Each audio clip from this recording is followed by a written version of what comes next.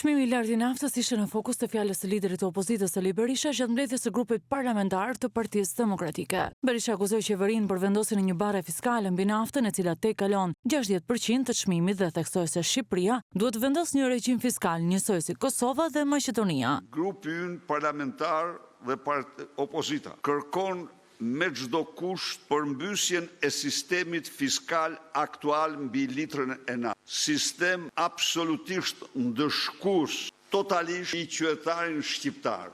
Sistem i cili ka në bazë një taks për 1.1 euro për litër naftë, një marrëzi, një taks që te i kalon çdo vend tjetër të planetit.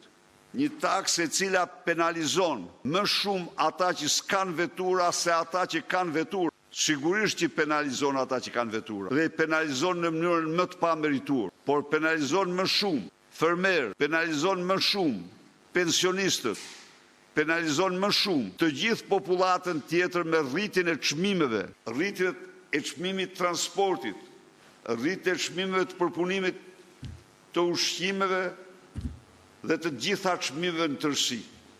Ne duhet vendosim atë regjim fiskal që të paktën qytetarët shqiptar të mos shkojnë nga Elbasani për të mbushur serbatorin e benzinës në Strug, apo në Dibër të Madhe, Dibrant, apo me radhë, apo nga Shkodra në Malzi. Berisha rrezoi propagandën e kryeministit Rama, sipas të cilit çmimi i naftës ka qenë i lartë edhe gjatë qeverisjes së Partisë Demokratike. Mashtrimi turpshëm. Unë kam këto dhëna. Me 7 prill të vitit 2013, nafta në bursë ndërkombëtare ka qenë $97. Në tregun shqiptar është shitur me 140 lekë. Me 7 prill të vitit 2022, nafta në bursë ka qenë $97.2, pra e njëjtë. Në Shqipëri është shitur me 228 lekë.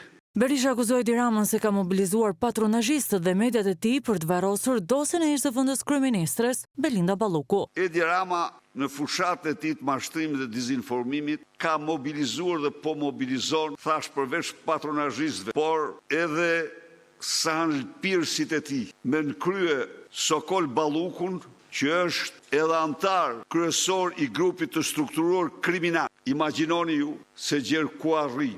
Përpiqen që me sulmet e opozitës të sfumojnë aktet të paprecedent në histori, të vjedhjes dhe përdorimit të mandateve të krimit për mbrojtjen nga vjedhja të Edi Ramës dhe Lubi Ballukut. Përpiqen të varrosin aferën Balluku. Kryedemokrati tha se nëse gjykata e lartë do të vendosë për lirimin e Erion Veliaj, do të kërcënonte sigurinë e vendit dhe rajonit. Nesër, sa dushi, në një akt që kërcënon absolutisht sigurinë e Shqipërisë dhe të vendeve të rajonit, del me vendimin që ata që janë para burgim, pa vendim të prerë, të dalin.